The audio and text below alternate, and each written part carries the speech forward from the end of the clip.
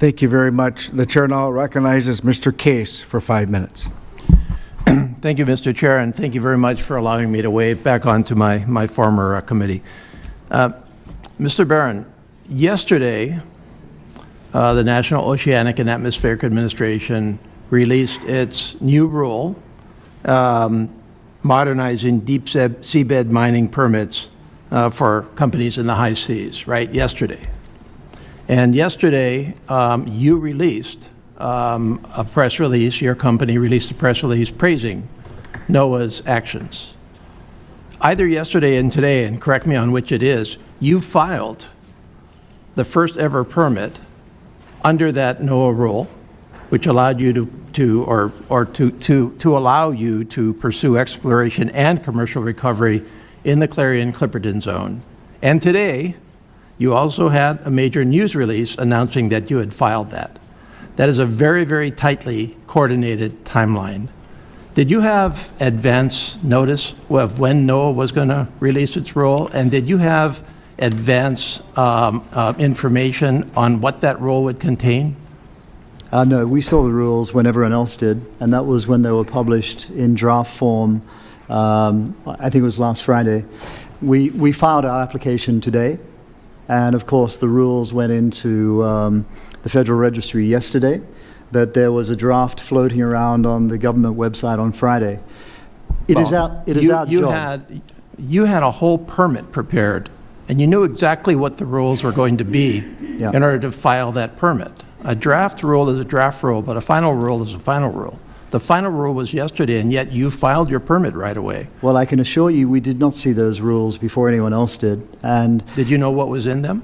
Well, we had lobbied hard for some of the inefficiencies that were, and of course NOAA ran a process where they went and sought advice from industry participants. So we did not know that it is our job to make estimates about what makes commercial sense. We obviously knew the President had issued an executive order, so we knew there was a will and an intent. And so, we were prepared for every situation. And, we have a very hard-working team, a very talented team. Yes, I understand. It just seems very, very tightly coordinated, as if you had advance notice and you knew exactly when you were going to do it and what the foundation was going to be. Have you provided NOAA with a wish list of where you want to mine in the open seas, the high seas? Does NOAA have your wish list? Well, I wouldn't call it a wish list. It's called an application. No. Does NOAA have your wish list of where you want to file applications in the high seas? Has NOAA asked you for that? Have you given it to NOAA? Well, when you make a commercial application, you have to define your area. You have to give the coordinates over which area. Mr. Barron, let's not get trapped here. I'm asking you for your wish list, not your application. Have you said where you want to submit your applications? Does NOAA know where you want to submit your applications? That's my question.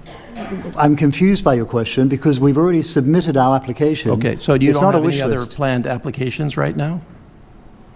Sorry, say that again. You don't have any other planned applications right now? Well, we've applied for two things.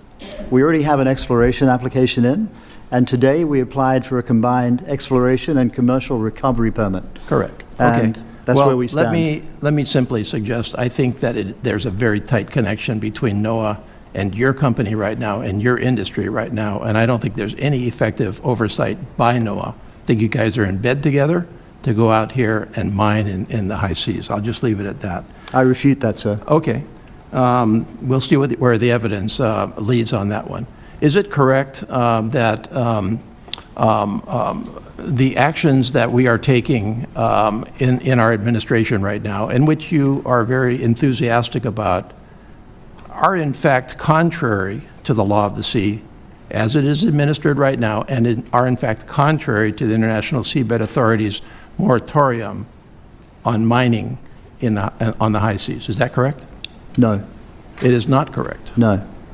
So any country in the world, even if they're a party to the law of the sea, can go out there today and start mining on the high seas, as NOAA's application allows you to do, and without being in contravention of International Seabed Authority's current rules?